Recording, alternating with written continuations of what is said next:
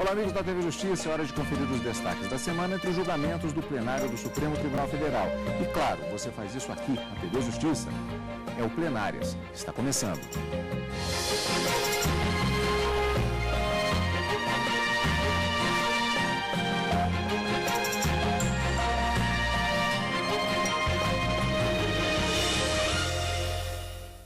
E hoje com os principais momentos das sessões dos dias 2 e 3 de dezembro de 2015. Karina, nós tivemos essencialmente dois temas de destaque sobre os quais vamos falar no nosso programa plenário de hoje. Mas não foi só isso que foi julgado, na verdade. A matéria penal e constitucional foram os grandes destaques, mas também na quinta-feira nós tivemos um debate, deliberação e julgamento sobre direito tributário também e matéria processual civil acerca do porte de remessa e retorno de recursos por autarquias federais. Então, grandes temas julgados no plenário nessa semana, mas os destaques, como você disse, matéria penal e constitucional. Na quarta-feira, os ministros iniciaram o julgamento de um recurso extraordinário da relatoria do ministro Gilmar Mendes sobre a possibilidade de um condenado ao cumprimento num regime inicialmente semiaberto, se ele pode começar a cumprir essa pena na prisão domiciliar, já que não existiria, no caso concreto, lá no Rio Grande do Sul, vagas para que ele cumprisse essa pena no regime semiaberto. E diante da inexistência dessa vaga no estabelecimento penitenciário adequado, o juiz determinou que ele cumprisse em prisão domiciliar. O Ministério Público recorreu dessa decisão, alegando principalmente que as hipóteses de prisão domiciliar são taxativas na Lei de Execuções Penais e que não poderia o Poder Judiciário determinar essa forma de cumprimento da pena nesse regime e que, portanto, pedia a revogação daquela decisão. O ministro Gilmar Mendes e o ministro Edson Fachin já votaram pela parcial procedência desse recurso extraordinário, dizendo que é possível, não é proibido que seja colocado no regime da prisão domiciliar, mas até que sejam implementadas as medidas alternativas que foram sugeridas pelo ministro Gilmar Mendes no seu voto. E, nesse sentido, também acabou o ministro Edson Fachin votando. O julgamento não foi finalizado. O ministro Euri Zavascki pediu vista logo no início da sessão de quinta-feira, quando havia uma expectativa de retomada do julgamento, mas logo de início ele pediu vista antecipada e esse deve ser um dos temas que devem retornar ao plenário dentro em breve, já que a crise do sistema penitenciário, como diria o ministro Marco Aurélio, é a pauta do dia dos julgamentos no Supremo Tribunal Federal. Mas esse foi o destaque da quarta. Na quinta-feira, vários outros julgamentos foram realizados, além das listas dos ministros, mas o grande destaque seria para a declaração de inconstitucionalidade e impossibilidade de que um paciente que seja submetido a um tratamento perante o Sistema Único de Saúde, o SUS, possa, em razão de um pagamento ou de uma certa preferência, ter um tratamento diferenciado mediante um pagamento e que ele possa, em razão disso, escolher o médico sobre o qual ficará os seus cuidados. Então, os ministros acabou declarando a inconstitucionalidade, reformando uma jurisprudência que já vinha sendo implementada no Supremo Tribunal Federal, e o ministro Dias Toffoli acaba dizendo que essa jurisprudência, ela vinha de um modelo de transição e que, no caso em concreto que foi julgado na quinta-feira, nada se assemelharia a essa jurisprudência e que, portanto, para esses casos, e como é um recurso extraordinário também de repercussão geral reconhecida, para esses casos, qualquer forma de tratamento diferenciado implicaria em violação do princípio da igualdade, o princípio da isonomia,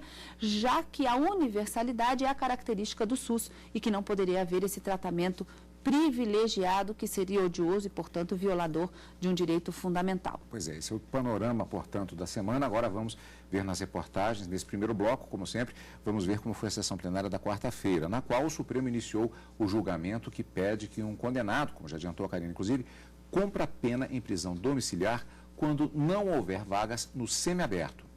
O caso chegou ao Supremo após a Justiça do Rio Grande do Sul decidir que um condenado cumpra pena no regime domiciliar por falta de vagas adequadas no regime semiaberto. O defensor público do Estado defendeu a decisão e sustentou que há uma violação ao direito do preso ao obrigar o cumprimento da pena em local desapropriado. A Defensoria Pública, que ela pede o desprovimento do recurso, principalmente por não ser razoável Por ser absolutamente desarrazoado exigir que um preso cumpra a pena, aguarde a transferência para o regime mais brando, o regime semiaberto, aguarde, por exemplo, num presídio como o Presídio Central de Porto Alegre, que é objeto de reclamação na Comissão Interamericana de Direitos Humanos, subscrita não apenas pela Associação de Magistrados do Rio Grande do Sul, como a Associação de Defensores Públicos do Rio Grande do Sul, a Associação de Promotores de Justiça do Rio Grande do Sul, dentre outras associações. O Procurador-Geral da República disse que o sistema penitenciário do país vive um momento perplexo e de clara violação aos direitos humanos. O PGR opinou que, estabelecidas as salvaguardas, quando não houver vagas no regime semiaberto ou aberto, os presos podem cumprir a pena em outras medidas diferentes do encarceramento. Chegamos então a essa situação limite em que o judiciário é chamado a intervir quando não dispõe dos meios materiais para reorganizar ou submeter e implantar um novo sistema em lugar daquele sistema falido já e subvertido. O ministro Gilmar Mendes, relator do recurso, destacou dados do Departamento Penitenciário Nacional, o DEPEN, que apontam: em junho de 2014, o Brasil tinha um pouco mais de 89.600 condenados no regime semiaberto, quase 30 mil a mais que as 60 mil vagas existentes. Situação semelhante ocorre com os presos do regime aberto, com 15 mil condenados, quando o número de vagas para esse regime é de 6 mil. Já os presos em regime domiciliar totalizaram 147.937 em junho do ano passado, segundo o CNJ. O ministro Gilmar Mendes ressaltou que as estatísticas demonstram o déficit de vagas e o colapso do sistema penitenciário. Para ele, em casos de falta de vagas adequadas, o juiz da execução penal pode optar por outras medidas, entre elas a saída antecipada do preso, que preenche os requisitos para a progressão do regime, o monitoramento eletrônico e o cumprimento de penas restritivas de direitos. O ministro também sugeriu a criação de um cadastro nacional de presos no âmbito do CNJ, que deve, por exemplo, alertar sobre as datas de progressão dos sentenciados. A falta do estabelecimento penal adequado não autoriza a manutenção do condenado em regime prisional mais gravoso. Os juízes da execução penal poderão avaliar os estabelecimentos destinados aos regimes semiaberto e aberto para qualificação como adequados a tais regimes. São aceitáveis estabelecimentos que não se qualifiquem como colônia agrícola industrial ou casa de albergado. Havendo déficit de vagas, deverá determinar-se a saída antecipada de sentenciado no regime com falta de vagas, a liberdade eletronicamente monitorada ao sentenciado que sai antecipadamente ou é posto em prisão domiciliar, o cumprimento de penas restritivas de direito e ou estudo ao sentenciado que progride ao regime aberto. Até que sejam estruturadas as medidas alternativas propostas, poderá ser deferida a prisão domiciliar ao sentenciado. Determino que o Conselho Nacional de Justiça apresente, em 180 dias contados da conclusão deste julgamento, projeto de estruturação do Cadastro Nacional de Presos, com etapas e prazos de implementação, devendo o banco de dados conter informações suficientes para identificar os mais próximos da progressão ou extinção da pena. Relatórios sobre a implantação das centrais de monitoração e penas alternativas, acompanhados, se for o caso, de projetos de medidas ulteriores para o desenvolvimento dessas estruturas. Em um ano, relatório com projetos para expansão do programa começar de novo e adoção de outras medidas buscando o incremento de oferta de estudo e trabalho aos condenados, aumento do número de vagas nos regimes semiaberto e aberto. Portanto, presidente, estou dando parcial provimento ao recurso extraordinário apenas para determinar que, havendo viabilidade ao invés da prisão domiciliar, observe-se a saída antecipada de sentenciado no regime com falta de vagas, a liberdade eletronicamente monitorada do recorrido enquanto em regime semiaberto e o cumprimento de penas restritivas de direito e ou estudo ao recorrido após a progressão ao regime aberto como voto. Em relação às medidas sugeridas para o Conselho Nacional de Justiça, o presidente do CNJ e do STF, ministro Ricardo Lewandowski, disse que o órgão já adota várias das ações citadas pelo relator. Gostaria de assinalar que as determinações sugeridas por Vossa Excelência colidem com a política atualmente empreendida pelo CNJ.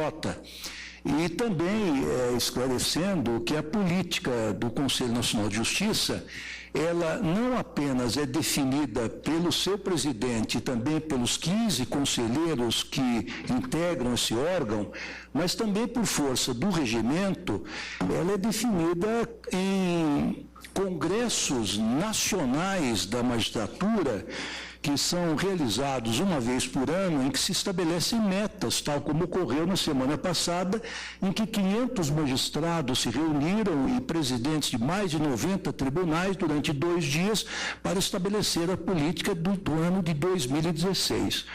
Com relação às determinações que Vossa Excelência está estabelecendo, hoje eu poderia dizer que em 48 horas podemos já apresentar grande parte daquilo que Vossa Excelência está sugerindo, a apreciação do egrégio plenário. Por exemplo, em 180 dias, contada a conclusão desse julgamento, projeto de estruturação do Cadastro Nacional de Presos.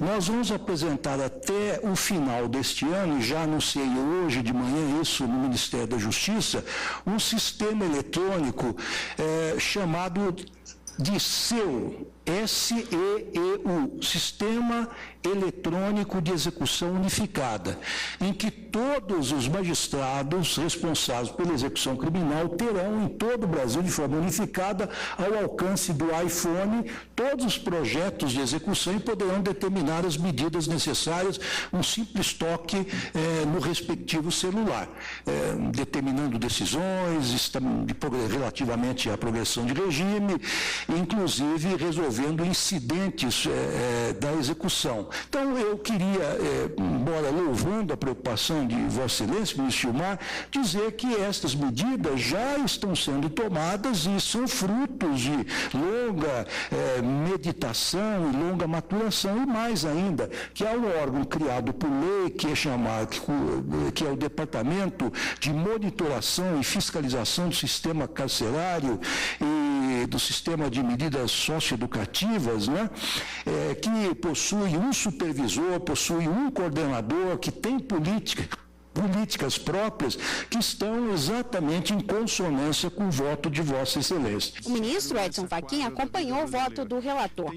Karina, nós tivemos, portanto, a questão da procedência, que foi parcial no voto do ministro Gilmar Mendes, e esta série de sugestões que, como vimos, isso provavelmente vai demandar um debate no plenário, como já demandou de certa forma, porque, embora o ministro Ricardo Lewandowski não tenha votado, ele já fez uma série de observações, e isso com certeza será tema de debate no plenário quando voltar o voto vista do ministro Teori Zavascki apresentado neste processo. Com relação à procedência, que foi parcial do ministro Gilmar Mendes, eu te perguntaria o seguinte: o fato de não haver vagas no regime semiaberto não significa automaticamente uma progressão de regime para a prisão domiciliar. Por isso, o voto do ministro no sentido de votar parcialmente pela procedência do pedido. Exatamente. O Ministério Público queria que fosse afastada essa possibilidade, mas o ministro disse que não necessariamente vai implicar nessa prisão domiciliar, mas enquanto essas medidas alternativas que ele propôs no seu voto não forem estruturadas e implementadas,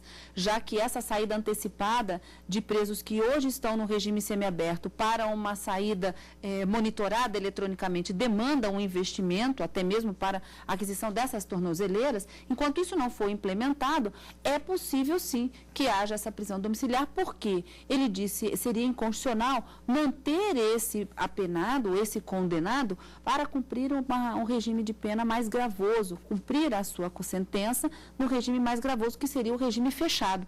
Então, se não tem vaga no semiaberto, enquanto não for possível a implementação a partir dessas proposições que ele fez, né, a criação desse cadastro nacional de presos, que o ministro Ricardo Lewandowski disse que já está sendo implementado esse projeto, ou mesmo as centrais de monitoramento daquelas pessoas que forem cumprir pena no regime aberto, enquanto isso não for implementado, não poderia o Poder Judiciário determinar que este preso a cumprir pena inicialmente no regime semiaberto comece a cumprir no regime fechado, porque seria mais gravoso. Então, é possível que ele cumpra no regime domiciliar até que isso seja implementado e estruturado. Mas o que não significa que essa deva ser a regra, né? Quem vai decidir nessa situação vai ser o próprio juiz da execução.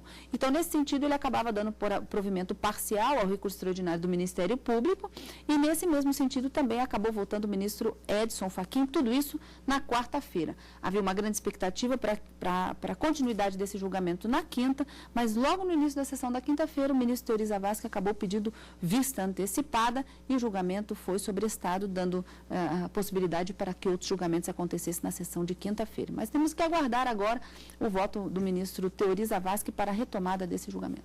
Pois é, na sessão da quinta-feira, portanto, nós vamos saber quais foram também, dar uma passagem relativa a esse ponto na reportagem que nós vamos conferir daqui a pouco e também os outros processos que foram destaque na sessão plenária, portanto, desta quinta-feira.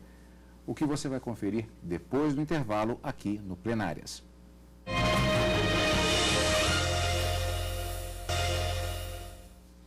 Vamos conferir agora como foi a sessão plenária da quinta-feira aqui no Supremo Tribunal Federal. O plenário do STF confirma que pacientes do SUS não podem pagar em separado por acomodações melhores em internações hospitalares, nem para escolher médico para o atendimento. No recurso julgado pelo Supremo, o Conselho Regional de Medicina do Rio Grande do Sul questionava a decisão do Tribunal de Justiça do Estado, que negou a possibilidade de pacientes pagarem pela melhoria do tipo de acomodação e por médicos de preferência no Sistema Único de Saúde. No Supremo, o procurador do Estado defendeu essa determinação da Justiça. Disse que permitir pagar médicos e também leitos melhores agravaria a situação da saúde pública e estabeleceria preferências para aqueles que têm condições de arcar financeiramente com os custos. O fato de alguém possuir um pouco de dinheiro a mais do que o outro certamente não o torna titular de direito a um atendimento distinto no âmbito do SUS. O ministro Dias Toffoli, relator do recurso, destacou os princípios do SUS: universalidade, equidade e integralidade. Para ele, a chamada diferença de classe no sistema público é contrária à Constituição. Afirmou que o modelo brasileiro de saúde pública, que trata a todos de forma igual, deve prevalecer e qualquer diferenciação entre os pacientes não pode existir. A complexidade não autoriza que se desfigure a premissa maior na qual se assenta o serviço de saúde pública, fixada pela Carta Maior. O Sistema Único de Saúde orienta-se sempre pela equidade do acesso e do tratamento. A introdução de medidas diferenciadoras, salvo em casos extremos e justificáveis, é absolutamente inadmissível.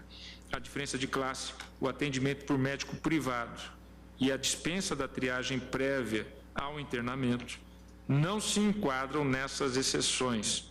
Permiti-los seria aceitar a instituição de privilégios odiosos desprovidos de respaldo constitucional.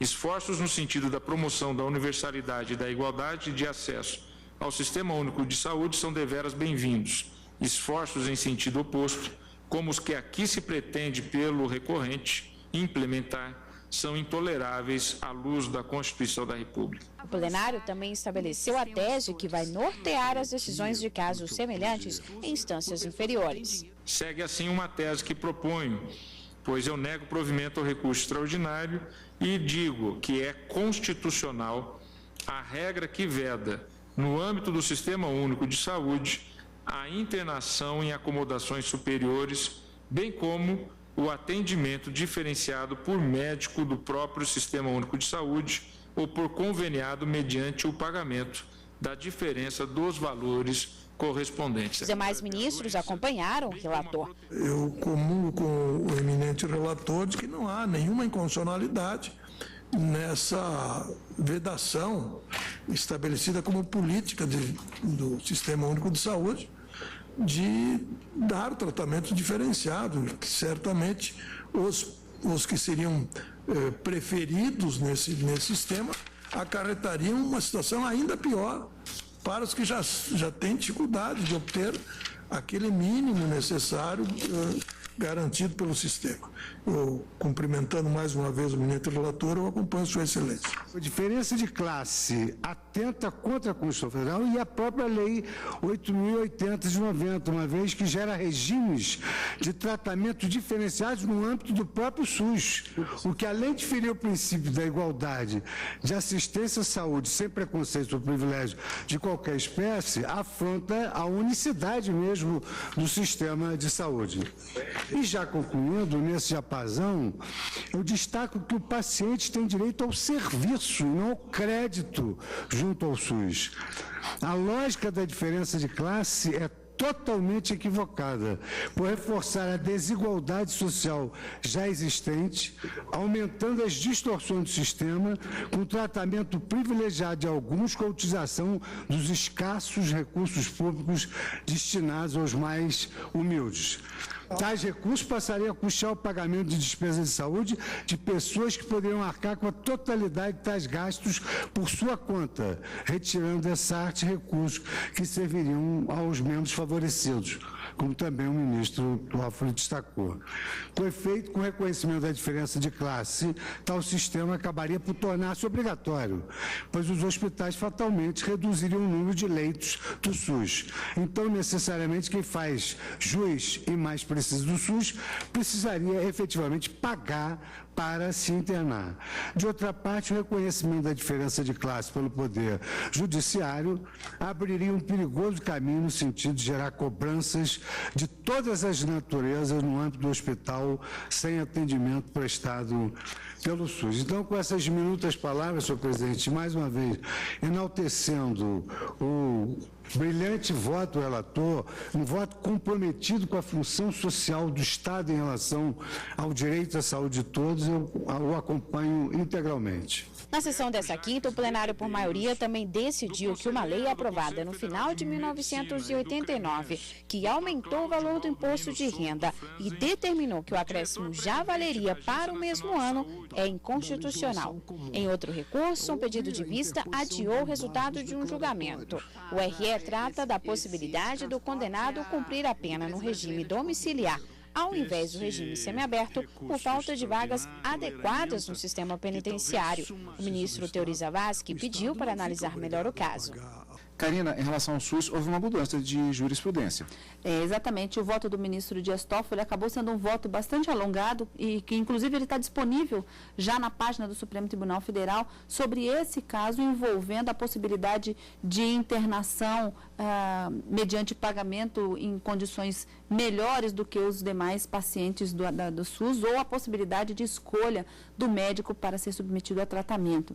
O ministro Dias Toffoli disse que essa possibilidade, hoje, a partir da criação do SUS, que tem como característica a universalidade de atendimento a todos os viola a Constituição. E aí, portanto, negaram provimento a esse recurso extraordinário e por votação unânime. Todos os ministros acabaram concordando com a decisão dada pelo ministro Dias Toffoli e acabaram modificando uma jurisprudência que já estava consolidada no Supremo. Mas o ministro Dias Toffoli justificou a modificação da orientação da jurisprudência do Supremo Tribunal Federal para dizer que havia, sim, antes da implementação do SUS, então, portanto, no modelo anterior ao SUS, no modelo de transição, havia a possibilidade de tratamento diferenciado a determinados pacientes quando a doença ou o próprio tratamento assim o exigisse.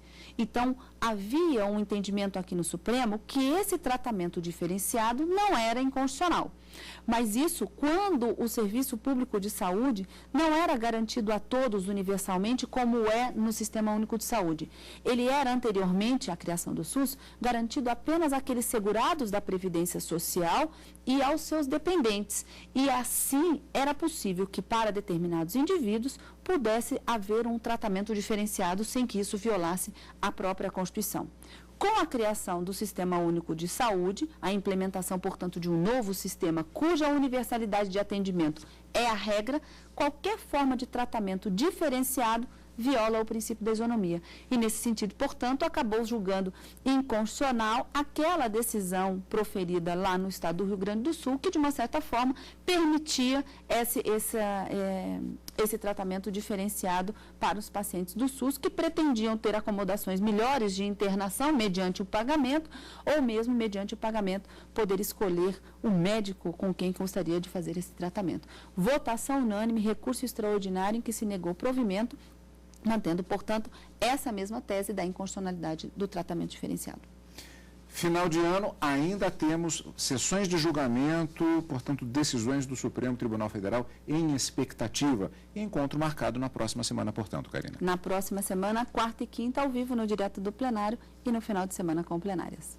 E por aqui nós vamos ficando com plenárias de hoje, agradecendo sempre o privilégio da sua companhia aqui conosco. E continue aqui, na TV Justiça.